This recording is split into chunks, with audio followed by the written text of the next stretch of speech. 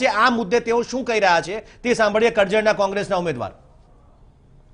જે કિરીટસિંહભાઈ, જે રીતે આ વિડીયો વાયરલ થયો છે, જે ભાજપ દ્વારા જે પૈસા વેચવામાં આવ્યા છે અને બીજી તરફ તમારા જ ટેકેદારો પણ પકડાયા છે, શું કહેશો તમે?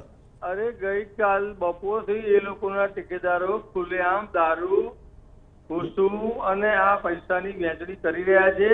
ગઈકાલે અમે 2 જગ્યાએથી એમનો દારૂ પકડ્યો, આખી ટ્રક પકડી તો પણ પોલીસે કઈ ધ્યાન ન આપ્યું। બીજું અમારા સરળ ગામમાંથી દારૂ વેચતા 5 જણ પકડ્યા તો પણ પોલીસ આવીને લઈ ગઈ અને કોઈ ફરિયાદ કરી નથી। અમારા કાર્યકર્તાઓને ખોટી રીતે ફસાવે છે।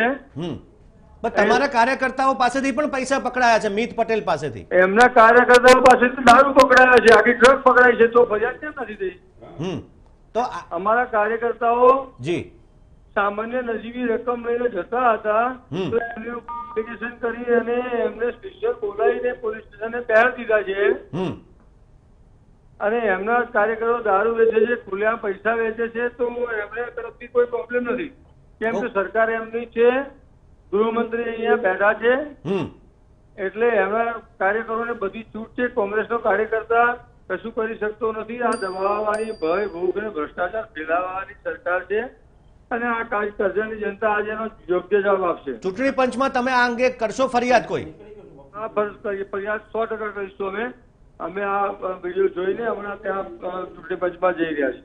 ઓકે, આભાર કિરીટસિંહ, ટીવી9 સાથે વાત